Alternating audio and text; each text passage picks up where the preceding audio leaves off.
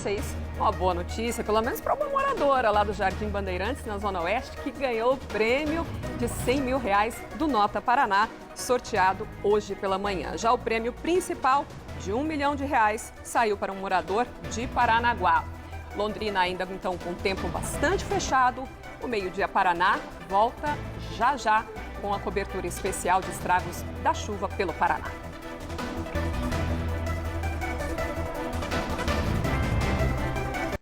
Natal Catuaí Londrina.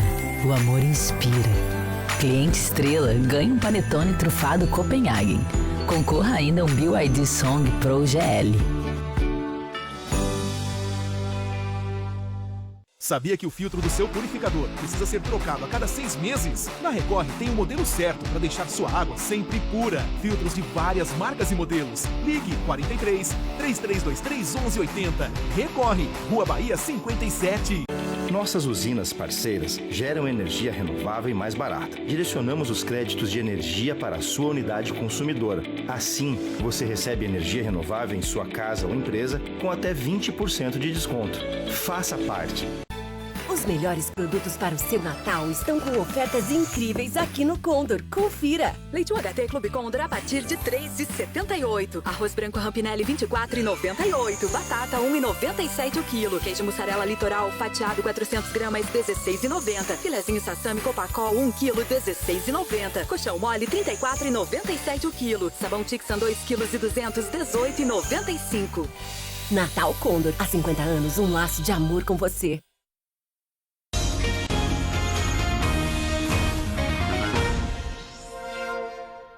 Pontualmente, 12h30, o Meio-Dia Paraná está de volta de Curitiba para todo o estado do Paraná. E entramos em rede para mostrar a dimensão da quantidade de chuva que tivemos nesses últimos dias em diversas cidades do nosso estado. Em muitas dessas cidades, a quantidade em 3 dias foi muito superior ao esperado para todo o mês de dezembro. E uma preocupação especial a partir de agora com a cidade de União da Vitória. A gente vai colocar aqui para você ter uma ideia o mapa do estado do Paraná.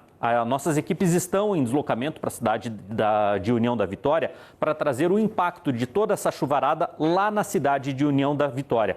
A gente tem o mapa do Paraná aqui para colocar para você. Olha só, aqui a gente tem a cidade de Curitiba e a grande preocupação é com essa quantidade de chuva, principalmente na região leste do estado, porque o rio Iguaçu, ele começa em Curitiba, ele passa ali por Porto Amazonas, ele chega em União da Vitória, um local muito crítico que normalmente o rio sobe e as enchentes acabam atingindo diversas cidades, principalmente a cidade de União da Vitória e diversas casas. E ele vai até a cidade de Foz do Iguaçu. Então, daqui a pouco a gente vai trazer todos os detalhes, o impacto dessa chuvarada, principalmente na região de União da Vitória. Nossas equipes estão em deslocamento e daqui a pouco a gente traz mais informações. Para você que nos acompanha em todas as regiões, dá uma olhada a quantidade de chuva nesses últimos 3 dias. A chuva de 72 horas, cidade de Arapuã, choveu 252 milímetros, segundo o CEMADEM. Cantagalo com 205 milímetros, Nova Laranjeiras com 204, Dois Vizinhos 201 milímetros. Mais de 200 milímetros nessas cidades que estão à esquerda da sua tela. À direita a gente tem em volumes expressivos, Guaraniaçu com 191 milímetros, Francisco Beltrão com 187, Prudentópolis com 178 milímetros e a cidade de Curitiba com 154. Lembrando que o volume de chuva para o mês de dezembro, normalmente em Curitiba, para o mês todo, é de 122 milímetros. Só nas últimas 72 horas choveu 154. Na região do litoral não é diferente, choveu por lá mais de 150 milímetros nesses últimos dias e por lá está o repórter André Zanfonato que vai atualizar a situação para a gente. Oi, André. Oi, Robertson. A gente fala ao vivo, então, aqui do bairro Coapar, em Guaratuba, a rua Quatiguá. Olha só, a gente está caminhando por aqui até onde a água chega. Isso, desde o último sábado, os moradores já têm enfrentado esse acúmulo de água nessa rua aqui. Apesar de que ontem, por exemplo, não choveu de maneira tão intensa quanto no sábado. A gente passou aqui hoje pela manhã, os moradores disseram que esse acúmulo de fato é da chuva que caiu no sábado ainda. Então, por conta do solo encharcado, também o sistema de drenagem acaba não dando conta. Então, essa água se acumula e dificulta muito para os moradores passarem por aqui. Mas não é só nessa rua. Outras ruas do bairro Coapar 2, também de outras regiões da cidade, acabam sofrendo.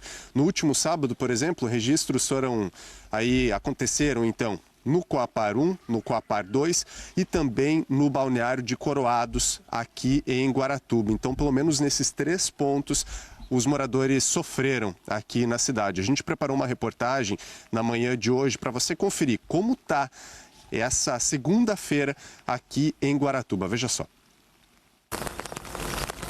Para os moradores da rua Quatiguá, no bairro Coapar 2, não foi fácil sair de casa nesta segunda-feira. Quem conseguiu, cruzou de carro. A Andriele diz que o cenário fica assim sempre depois de uma chuva forte.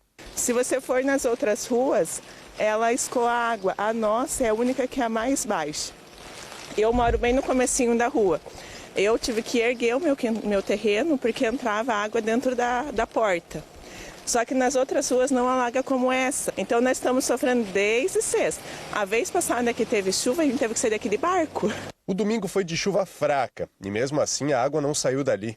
Durante a madrugada e manhã desta segunda-feira, a chuva caiu mais forte em alguns momentos, se juntando a pontos onde a água já estava acumulada, como na rua Carlos Mafra. No sábado, o cenário tinha sido bem pior. Ali encontramos o seu Luiz, que reclama do problema.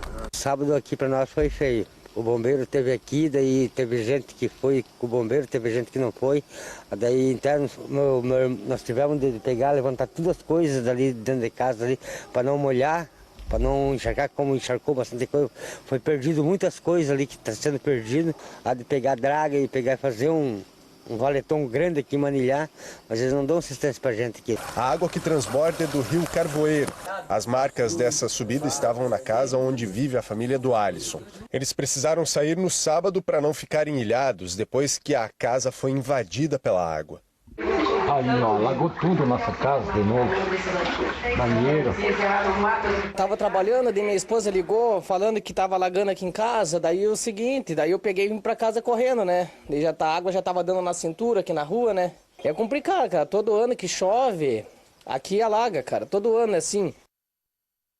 Em nenhum momento a chuva deu trégua aqui, pelo menos em Guaratuba. Em alguns momentos, claro, acaba ficando só uma garoa, em outros acaba apertando. Nós entramos em contato com a prefeitura para entender o que tem sido feito para tentar amenizar os impactos da chuva por aqui. Por nota, a prefeitura de Guaratuba disse que está monitorando a situação das chuvas intensas e que a precipitação acumulada chegou a um total de 260 milímetros, sendo 136 só em um único dia no último sábado. Diz que a Defesa Civil Municipal não registrou nenhuma ocorrência de desabrigado ou desalojado. Afirmou ainda que a Secretaria Municipal de Infraestrutura e Obras está realizando o levantamento das ruas afetadas, com a intenção aí de iniciar reparos assim que as condições climáticas permitirem. Disse ainda que faz a limpeza constante dos rios e canais de drenagem da cidade, inclusive nas saídas para o mar. Só que em áreas onde há construções irregulares próximas às margens e até mesmo em aterros feitos dentro dos rios e canais, o serviço de limpeza e manutenção é praticamente impossível. A prefeitura finaliza essa nota reforçando, a informação de que qualquer tipo de chamado, os moradores podem acionar o 199 da Defesa Civil ou também o 193 do Corpo de Bombeiros. E fica o recado, então, aí para os moradores tomarem cuidado, principalmente com essa água, que é bastante suja, mas infelizmente acabam tendo que percorrer por aqui. Eu volto com você, Robertson. Olha só, o André atualiza a informação e o número para a gente, mais de 200 milímetros em 3 dias no litoral, especificamente em Guaratuba. É muita água. Obrigado, André, pelas informações ao vivo do nosso litoral. Choveu forte também na cidade de Francisco Beltrão, 187 milímetros em 3 dias. O rio Marrecas saiu do leito e alagou áreas na cidade e no interior. A Michele Arenza, ao vivo, tem as informações para a gente. Como é que está a situação neste momento por aí, Michele?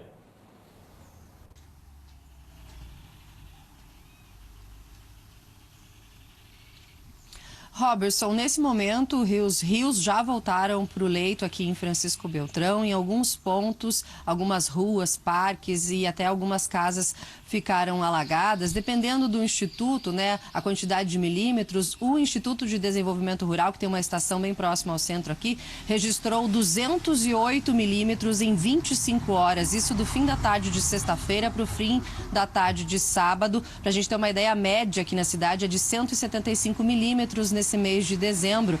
E o rio Marrecas, que é o principal aqui, chegou a 9,46 metros. A partir de 8 metros ele já sai do leito. Eu conversei com alguns moradores que moram no bairro Marrecas, que foi o mais atingido, que fica na planície do rio, bem próximo ao rio, e eles estavam limpando algumas casas, principalmente os quintais. Hoje, dessa vez, a água atingiu mais os quintais, não tanto algumas casas a água entrou. Vamos ouvi-los.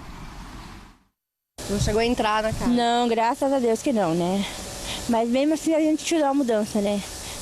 Tirou. Teve assim, um pessoal assim, a gente desmandado por Deus, né? Que veio ali e tirou a mudança. Pra não arriscar de novo, que da outra vez, em outubro, subiu bem mais. Ah, sim, da outra vez a gente perdeu tudo. Daí, quando vimos, a água já estava aqui, daí o que nós pudemos salvar, nós salvamos, erguemos, coisa de comer, foi a metade que estava embaixo fora, e daí a gente salvou o que pôde, né? E daí corremos.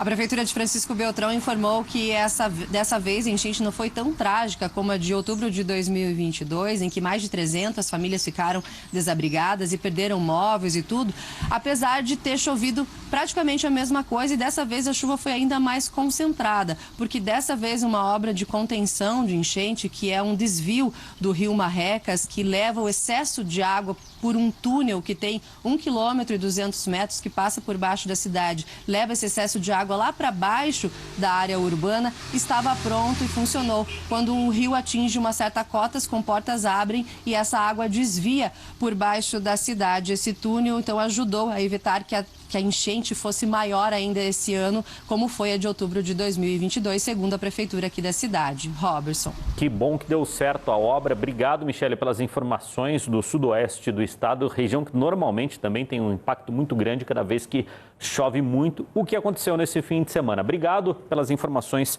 direto do sudoeste do estado. A gente vai para Cascavel conversar com a Amanda Guedes, porque com tanta chuva nas estradas, o perigo também aumenta. Em 2 acidentes, 2 pessoas morreram na região. A Amanda tem as informações. Oi, Amanda.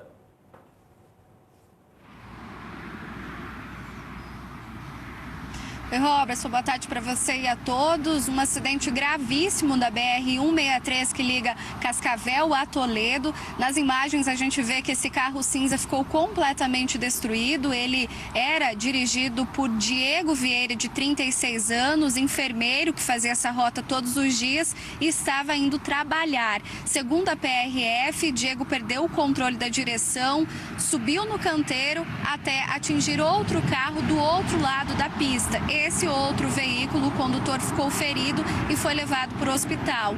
Um terceiro veículo, um caminhão, também se envolveu nessa batida, mas o motorista desse caminhão não ficou ferido. O Hospital Universitário aqui de Cascavel lamentou a morte do enfermeiro Diego. Ele já teve passagem pelo HU também.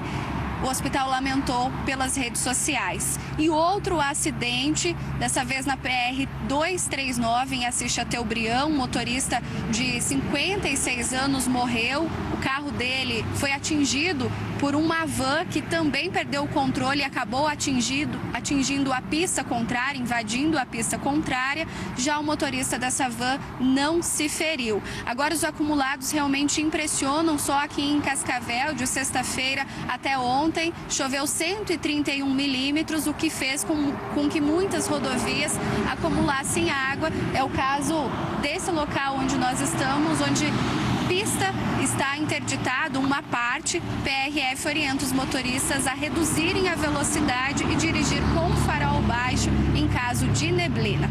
Volto com você no estúdio. Obrigado, Amanda. Notícia boa, dá para perceber pela imagem que já parou de chover na região. Moradores de cidades por onde passa o rio Iguaçu estão bem preocupados. Em Porto Amazonas, nos Campos Gerais, o nível do rio já subiu mais de 1,5 metro de sexta-feira para cá. A repórter Alessandra Amaral, ao vivo, tem as informações para a gente. Oi, Alessandra, o rio continua subindo por aí?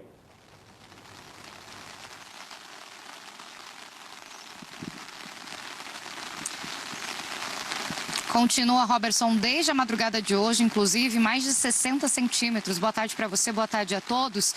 Aqui em Porto Amazonas, moradores bastante preocupados, né? Inclusive, a informação de momento agora, repassada pela Defesa Civil, é que 3 casas já estão alagadas justamente por conta do nível do rio. O rio é bastante alto por aqui e aí a chuva ali na cidade, essas ruas já estão alagadas porque a água não consegue escorrer, até porque o rio já transbordou, passando da caixa de contenção. A gente tem uma tela para mostrar aí para vocês sobre o nível do rio aqui em Porto Amazonas. Sexta-feira, ao meio-dia, estava em 1,18 metros. Hoje, de acordo com a última atualização do meio-dia, 2,76 metros. Subiu pouco mais de 1,5 metro. O alerta aqui em Porto Amazonas é quando o rio chegar em 3,5 metros. Então, logo mais, né, isso já está trazendo essa atenção das autoridades. Já em São Mateus do Sul, cidade que também passa o rio Iguaçu, na sexta estava com 82 centímetros o rio, hoje 2,25 metros. Subiu um pouco mais de 1,40 metros e o alerta em São Mateus é quando chegar em 4 metros. Já em União da Vitória, na sexta estava em 2,55 metros e hoje está em 4,51 metros. O alerta em União da Vitória é quando o rio chegar em 5 metros. A gente vê que está quase perto ali da margem de alerta já na cidade de União da Vitória. Bom, voltando a falar aqui de Porto Amazonas, hoje pela manhã o que a gente viu, muitos moradores vindo até a beira do rio Iguaçu para entender como é que está a situação, porque muita gente em casa já está tendo que levantar móveis, está tendo que se organizar para ver se vai sair de casa ou não. Vamos assistir essas entrevistas. Tirando tudo de casa, louça, comida, tudo. Levantando móveis. Levantando os móveis, porque a vez passada a gente perdeu o colchão, tudo. Então agora a gente já vai deixar tudo erguido, espera que a enchente não seja grande, né? Eu estava olhando ali monitorando o rio, né? Que a gente mora vizinho aqui na frente, né? A gente sempre tem um pouco, né, de preocupação, porque geralmente a água chega muito rápido. Sua casa foi atingida no ano passado por conta da enchente? Foi sim. Chegou quase no 2º andar. A gente teve que ficar isolado, né? Teve que sair de casa, tudo, né? O rio lá de Curitiba para cá, né?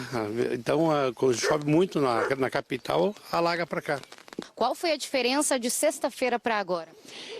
O volume de água subiu bastante, né? A gente sempre costuma falar, todo dia é sagrado vir aqui, né, dar uma olhada no rio, a gente costuma, né? É risco, né? Sempre é risco. Aí a natureza a gente não pode ignorar ela não, né? Está subindo rápido, com medo e preocupado, né? O que possa acontecer. Já se recuperou desse prejuízo do ano passado? Na verdade a gente perdeu quase tudo. E ainda não se recuperamos totalmente ainda. A gente sempre ajudava as pessoas, mas aí quando você passa por essa situação, nossa, é muito triste. Sempre fica com medo de que a água suba e pega novamente nós aqui. De Curitiba, que leva uns 2 dias a água para chegar aqui. Sempre fica apreensivo.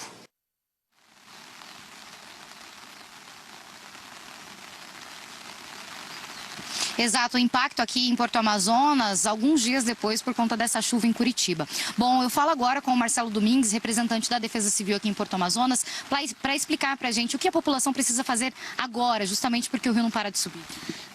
Boa tarde. Então a gente segue monitorando, né? Já recebemos alguns chamados de algumas pessoas, né, que adentrou a água em suas residências, né? A gente já está com uma equipe a campo, inclusive daqui eu já vou sair, já vou atender uma residência, né? Vai ter que ser meio rápido aqui a reportagem, mas em todo caso aí, se a população precisar de nós, pode estar acionando a Defesa Civil, a assistência social, se precisar de abrigo, e o Departamento de Obras, que o pessoal já está à disposição para atender os munícipes que precisarem no momento. Perfeito, Marcelo. Obrigada pela participação com a gente aqui no Meio Dia Paraná. Então, a orientação da população é procurar a Defesa Civil, porque quem vai precisar sair de casa já precisa entrar em contato com as equipes da Defesa Civil. Aqui o alerta do rio é quando chegar em 3,5 metros. Agora está em 2,76 metros, mas algumas casas já estão alagadas porque a água não está conseguindo descer para o rio, está ficando represada na cidade. Aqui já passou da caixa de contenção desde cedo. Volto com vocês aí no estúdio. Obrigado, Alessandra, pelas informações ao vivo para a gente. E o que está aqui representado através dessa arte para você, o que a Alessandra acabou de citar, né? A chuva que cai sobre Curitiba, ela, onde começa o Rio Iguaçu, ele passa por Porto Amazonas. Então, essa chuva que está caindo hoje ainda vai ter um impacto nos próximos dias na região. De Porto Amazonas, vai para a região de União da Vitória. Nossas equipes também estão se deslocando para a região de União da Vitória, porque a chuva deve chegar, a consequência dessa chuva em Curitiba deve chegar na região. O rio que termina lá na cidade de Foz do Iguaçu. É o impacto da chuva pelo estado.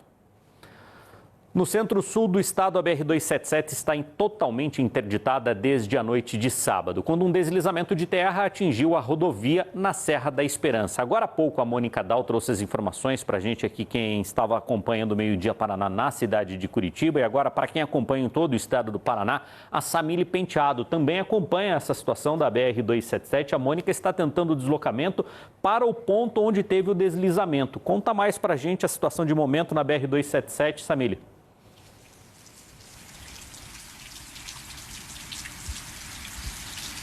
É isso mesmo. Oi, Robertson, para você e para todo mundo. Nós estamos aqui no posto da Polícia Rodoviária Federal, próximo já da Serra da Esperança, aqui em Guarapuava. E nesse ponto do deslizamento, ele está então totalmente interditado desde sábado à noite. Um geólogo do DENIT foi hoje de manhã lá para avaliar a situação, ver como é que está ali essa questão do deslizamento, do desmoronamento. E de acordo com ele, está muito perigoso ainda com essa chuva que continua aqui na nossa região de Guarapuava. Pode chegar a desmoronar mais ainda árvores, incluindo lama, e por isso se torna, então, inviável essa abertura das pistas. Nós preparamos uma reportagem para você que está acompanhando também o Meio Dia Paraná de hoje, para saber como é que isso tem impactado os motoristas que passam aqui por essa nossa região. Vamos conferir. O Valdinei é caminhoneiro do Rio Grande do Sul. Ele seguia com carga de trigo com destino a Ponta Grossa. Com um bloqueio na rodovia, a entrega do produto, que deveria ter sido feita ontem, não tem data definida. Para nós voltar para trás, ia dar muita diferença da estrada. E daí pegar rotas alternativas é muito arriscado para nosso veículo que a gente trabalha. A intenção é esperar até mais ou menos ver se amanhã é para abrir sol. Lá por quarta-feira acho que é capaz de conseguir a passagem para nós poder continuar o trajeto que nós estávamos. Desde sábado à noite, a BR-277 na Serra da Esperança está totalmente bloqueada. As pistas ficaram cheias de lama e rocha, que foram retiradas na manhã de domingo por uma empresa contratada pelo Departamento Nacional de Infraestrutura de Transportes, o DENIT. Mas com o tempo chuvoso, não tem previsão de quando a rodovia vai ser liberada. A nossa equipe esteve no local com a permissão da PRF. A avaliação do geólogo do DENIT é que vão ser feitas algumas intervenções, tá? Porém, tão somente essas intervenções, elas não garantem a segurança. A gente tem que também contar que as condições meteorológicas, elas venham a colaborar para que tenha margem de segurança. Então, no momento, não há condições de segurança nenhuma em liberar o fluxo aqui na 277, na região da Serra da Esperança. Com a BR-277 totalmente bloqueada e sem previsão para liberação, os motoristas que precisam e escolhem seguir viagem têm que passar por alguns desvios, como esse daqui, da PR-364, que segue por Inácio Martins. A rota tem sido usada por muitos veículos desde a interdição da BR-277, mas com um grande movimento, lentidão e trechos com parada têm sido registrados, o que aumenta o tempo de viagem e gera alerta aos motoristas. O Ademar é de Santa Catarina e trabalha como caminhoneiro. Ele teve que fazer uma parada na Serra da Esperança ainda na noite de sábado, quando seguia a viagem sentido oeste do estado. Sim, eu vi que estava interditado, a gente faz dias, está lá embaixo já. Aí eu resolvi subir ali para ver como é que estava a situação, né? Se ia liberar ou não. Aí deparei com a situação ali que estava já caindo um pedaço de árvore e desbarrancando aí, chovendo muito. A cena foi gravada por ele no celular durante a manhã desta segunda. Para a PRF, isso comprova o comprometimento da área. já houve uma queda de uma árvore que está suspensa. Estão caindo pedras de arenito, tá? Isso é um sinal que possivelmente venha acontecer mais um desmoronamento de terra e interditar a via, né? Enquanto interditar a via, a gente consegue fazer a limpeza. O problema é esse desmoronamento vinha a ocorrer, a ocasionar algum acidente, né? Trazendo um transtorno maior, né? Como vocês viram na reportagem, tem muita gente utilizando então a PR-364 por Inácio Martins, já que tem que desviar aqui da região de Guarapuava da BR-277. Só que de acordo com o DR, Departamento de Estradas de Rodagem, essa PR não é para veículos pesados. Eles orientam que veículos pesados então não usem essa PR-364, porque a rodovia não tem capacidade para trânsito de caminhões, principalmente nesse período de chuvas que tem sido intenso aqui na região de Guarapuava, causando então congestionamento e muitas filas ali na região também. Volto com você aí no estúdio. Obrigado, Samir, pelas informações. Em primeiro lugar, lógico, a segurança do motorista, de quem passa pela região, mas dá para ter uma ideia do impacto em um dia útil, uma BR como a 277 que corta todo o nosso estado completamente interditada. Tomara que essa chuva passe logo, daqui a pouco eu vou trazer detalhes sobre a previsão do tempo para os próximos dias. Obrigado, Samir. Repórter Murilo Souza acaba de chegar na cidade de União da Vitória e as atenções se voltam para essa cidade, pois, como mostramos agora há pouco, o Rio Iguaçu, que começa em Curitiba, passa por União da Vitória e por lá ele não para de subir. Toda a água que sai aqui de Curitiba e durante esse trecho acaba desaguando em União da Vitória, que acaba represando também o rio. Qual que é a situação de momento por aí, Murilo?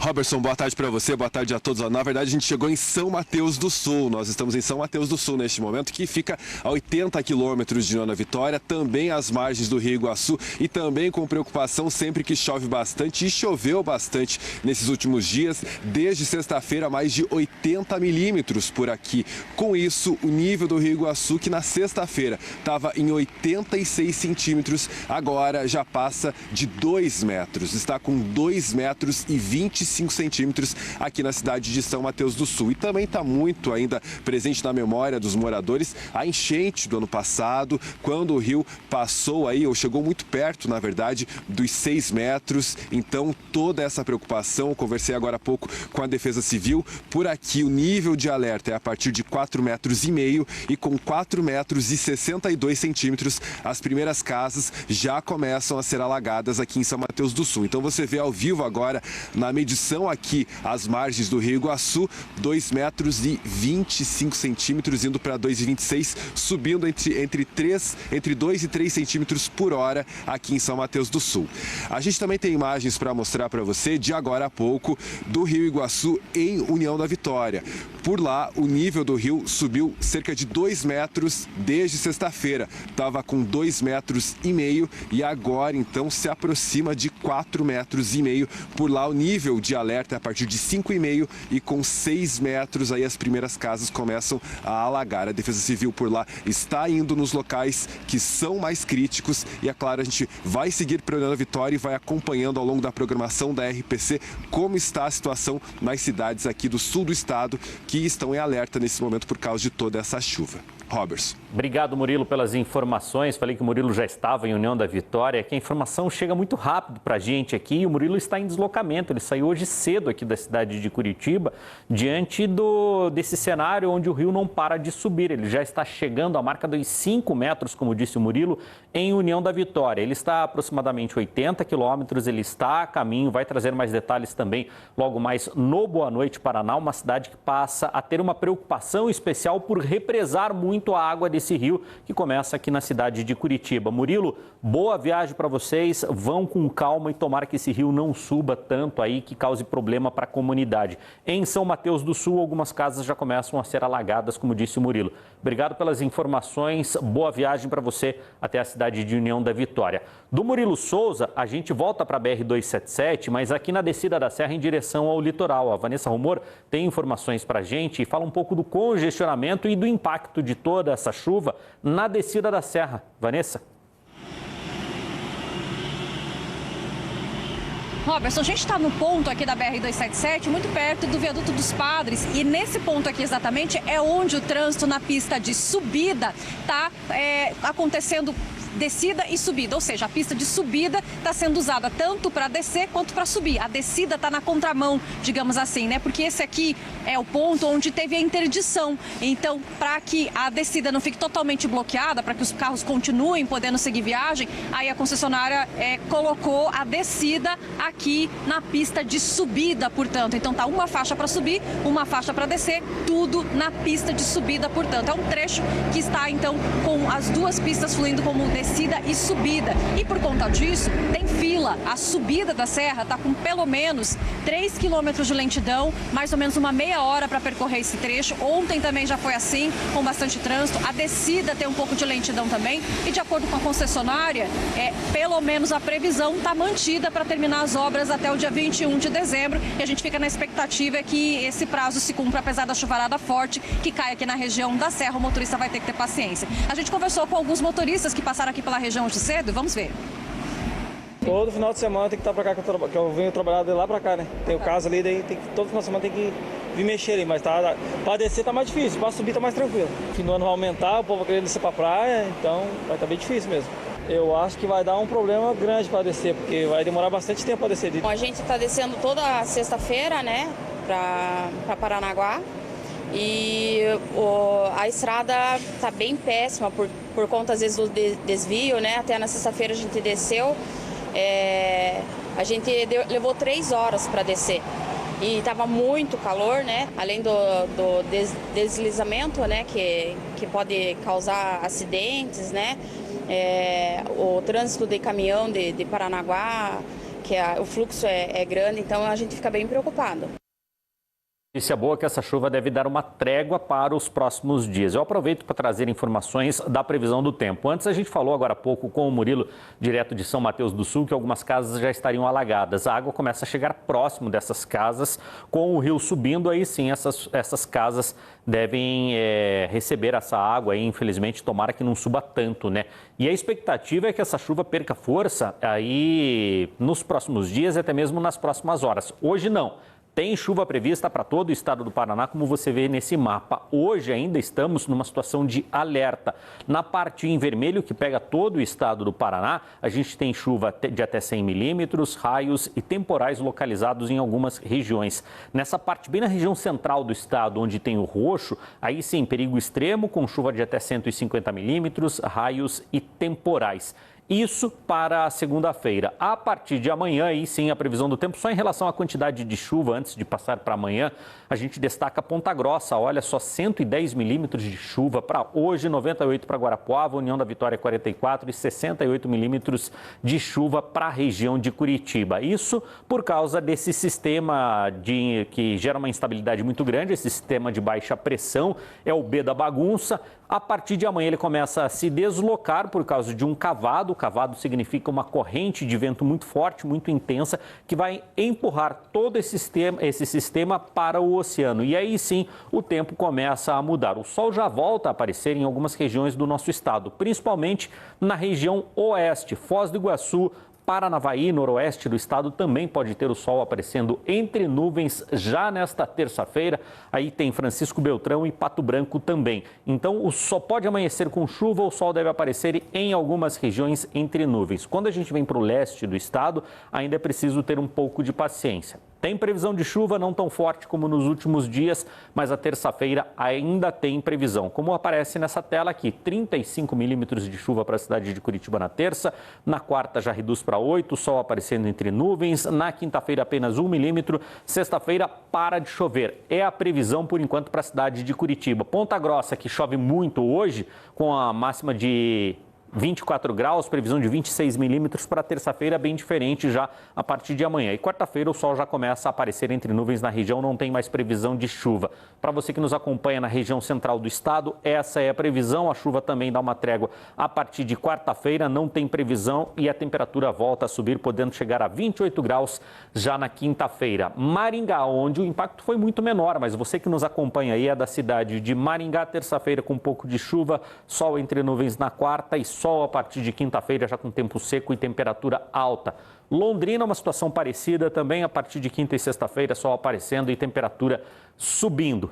Terminamos o giro pelo estado por Foz do Iguaçu, onde os termômetros perto dos 30 graus já na quarta-feira, terça-feira com uma chuva bem pouco, uma garoa em algumas horas, mas o sol já aparece entre nuvens. E é para lá que a gente vai conversar com a repórter Jéssica Bergamo, que tem informações sobre as cataratas do Iguaçu. Com toda essa chuvarada, o nível sobe, né, do rio, e a quantidade de água que acaba chegando lá no Parque Nacional é muito grande, inclusive com possibilidade de interdição da passarela. Conta pra gente, Jéssica.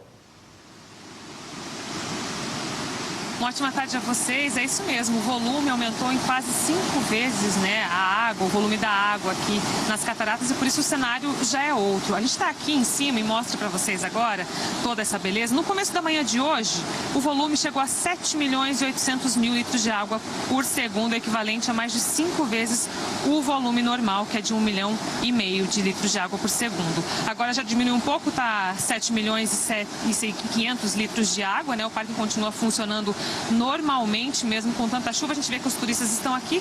Lembrando que para fechamento da Garganta do Diabo, o volume tem que estar, em média, 800.500 milhões de litros de água por segundo, viu? Volto com vocês. Obrigado, Jéssica, pelas informações. Ainda em tempo, a Mônica Dal chegou no ponto da BR-277 em Guarapuava, onde teve esse deslizamento de terras. Qual que é a situação por aí nesse momento, Mônica?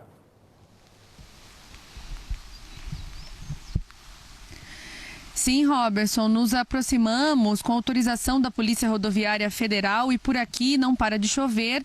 O tempo todo a gente ouve barulhos de pedras e bastante lama caindo, né? Esse é o ponto máximo que a nossa equipe pode chegar. Há também aqui um funcionário do DR que está monitorando a situação do local, e as equipes da PRF também percorrem a BR-277 em busca de outros pontos críticos. Então, eu reforço, o local continua bloqueado por tempo indeterminado, porque realmente a chuva não para aqui na região.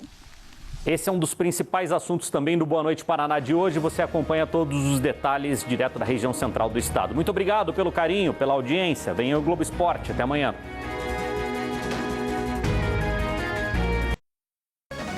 Meio-dia Paraná. Oferecimento Viscardi. Faz muito mais por você. Eletrotrafo, materiais elétricos e energia solar. E Unimed, parabéns Londrina, o plano que une Pé Vermelho e Coração Verde. No meio da vida pacata, os conflitos e os amores se destacam. Cabocla, de segunda a sábado, na RPC.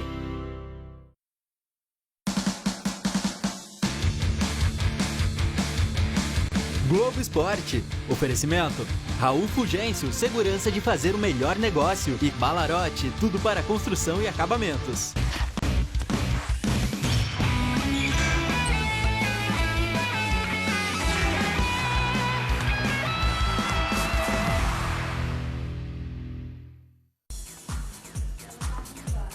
Fala galera, muito boa tarde, seja muito bem-vindo, seja muito bem-vinda ao nosso Globo Esporte desta segunda-feira, direto de Belo Horizonte para Curitiba, para contar para você um momento histórico para o futebol paranaense. No ano do seu centenário, Guilherme de Paula, o Atlético é rebaixado para a Série B do Brasil. Boa tarde para todo mundo que está acompanhando o Globo Esporte. E a nossa missão é tentar explicar, dar o diagnóstico, mas principalmente, entender os próximos passos. Porque agora o choque de realidade ele começa a aparecer. Desde a estrutura do futebol, desde as mudanças na própria diretoria. Enfim, é um cenário que o Atlético não enfrenta há muito tempo e não esperava enfrentar, ainda mais no ano de centenário. Hoje já tem reunião para definir o futuro do departamento de futebol, do elenco. Mas a gente conta daqui a pouquinho o que vai acontecer com esse furacão durante a semana. Porque, primeiro, como o Atlético se colocou nessa situação? Como o Atlético foi um time sem alma diante do Atlético Mineiro no Mineirão? Você vê agora aqui no Globo Esporte. Quantos ali entregaram sua alma, seu coração? De joelhos é sufocante, dá pra ver de longe, o coração acelerado, a respiração descontrolada. A dor é vergonha. Depois de um apito final que apenas decretou um destino que todos já sabiam. O maior vexame, fracasso da história do Atlético. Ser rebaixado, não fazer mais parte de uma elite no ano do centenário. O sentimento da torcida é o mesmo, é igual. Muito triste, muita decepção. Tristeza total. A gente tem que pedir desculpa para toda a torcida, para as pessoas que trabalham no clube. Só tem que te pedir perdão a todos os torcedores. Eu sei que agora... Você não faz 100 anos, você trabalha para ter mais 100 anos seguintes. E já sabemos, exemplos não faltam de anos em que instituições faziam centenários que não correram da melhor maneira. Detalhes serão lembrados em cada imagem, em cada gesto, seja ele um beijo de fé. As preces multiplicadas em Curitiba, em Belo Horizonte, em orações, de olhos fechados ou mirando para cima como se pedisse um milagre. Nas mãos, o nervosismo perde o controle, porque eles sabem que essa história não foi manchada ontem. Foram dias, meses de descaso, falta de planejamento, de investimento e até de carinho. Porque chances não faltaram. Foi o Atlético que não teve competência que se colocou nessa situação.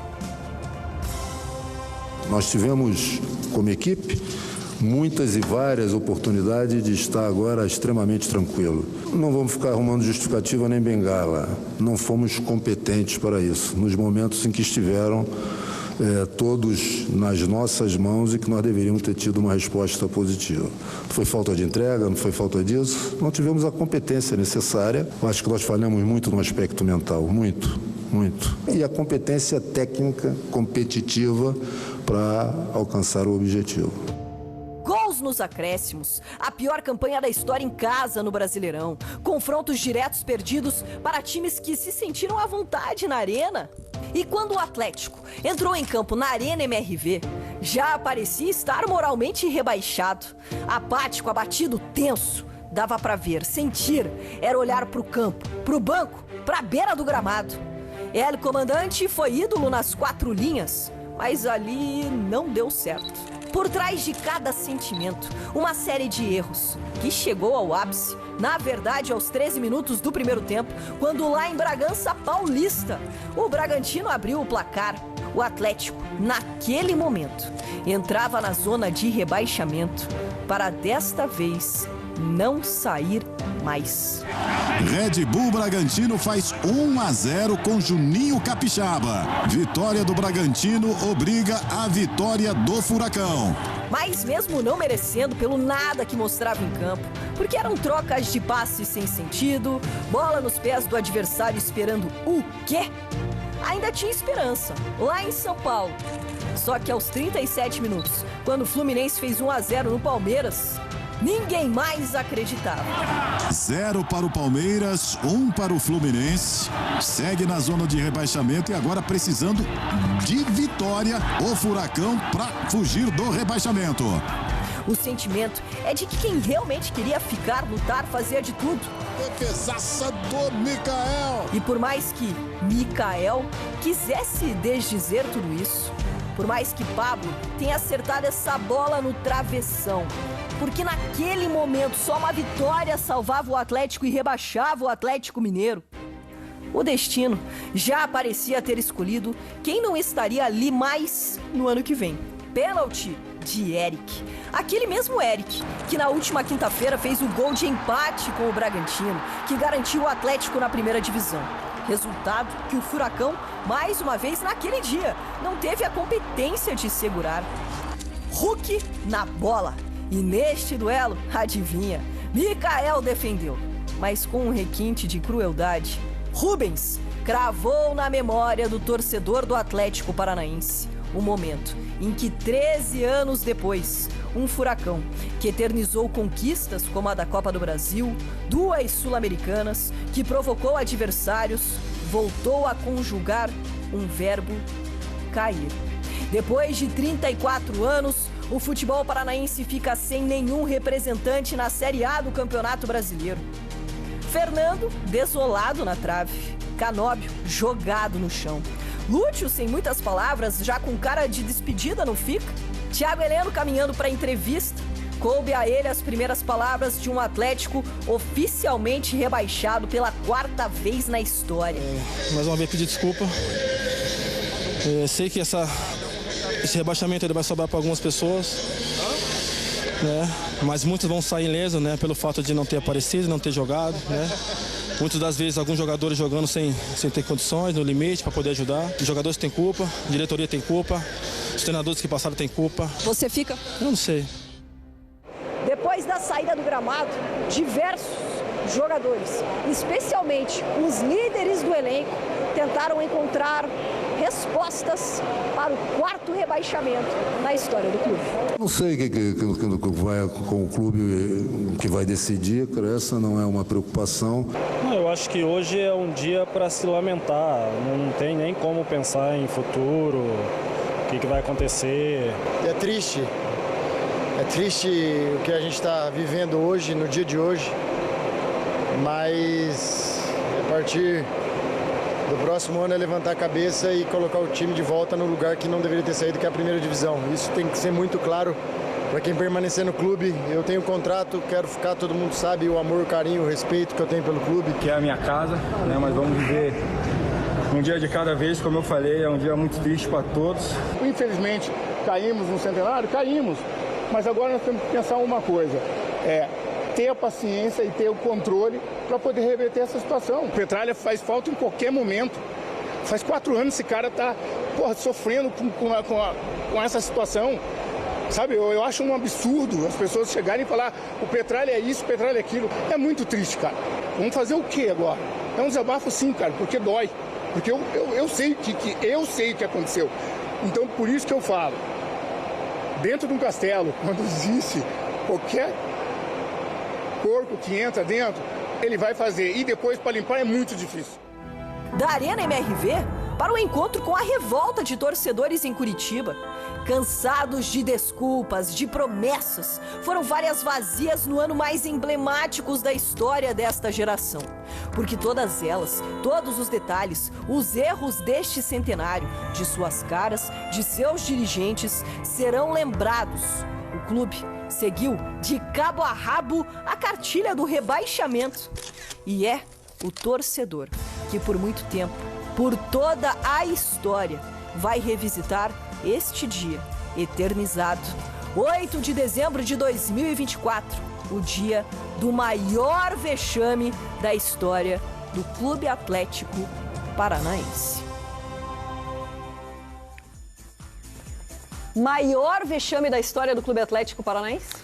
Muito, Nádia, e muito pelo patamar que o Atlético atingiu. Esse não é o primeiro rebaixamento do Atlético, é o quarto, mas ele é diferente de todos os outros, porque o Atlético já ocupava um patamar que não se imaginava que ele disputaria mais o rebaixamento. Que ele daria passinhos para trás. Exatamente, e foi o que aconteceu nos últimos anos, né? Mesmo que você pegue ali a campanha de 2021, que ela não foi boa no Brasileirão, mas ela foi de 2 finais de Copa e ali tinha uma justificativa. Desse ano, não, porque o Atlético tem investimento. Esse aqui é o time mais caro, né, da história do Atlético. Mais caro da história. A gente está falando sobre história, é o maior investimento da história do Furacão. Então, se tem investimento, se tem estrutura, faltou muita competência. E isso, para mim, fica simbolizado na troca de técnicos. Não é só pela troca de técnicos, mas quando você muda um dos cargos mais importantes de um clube de futebol, sem saber para onde você está indo, você mostra que o clube, não só quem escolhe o técnico, está sem direção.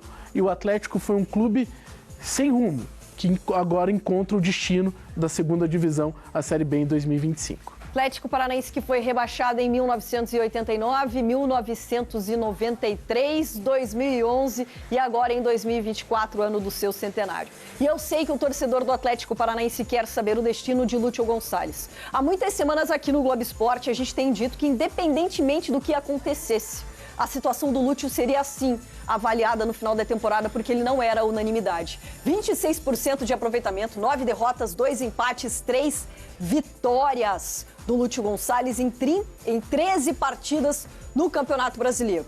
a informação que a gente tem é que nos próximos dias, Lúcio Gonçalves será comunicado que não será mais o treinador do time principal do Atlético Paranaense.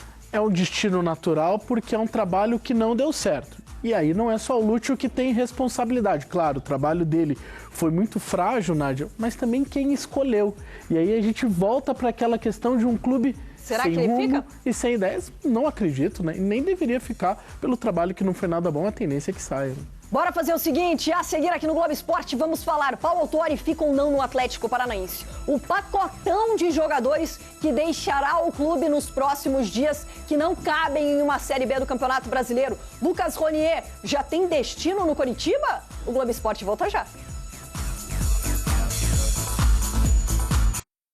Saúde, economia, educação, meio ambiente.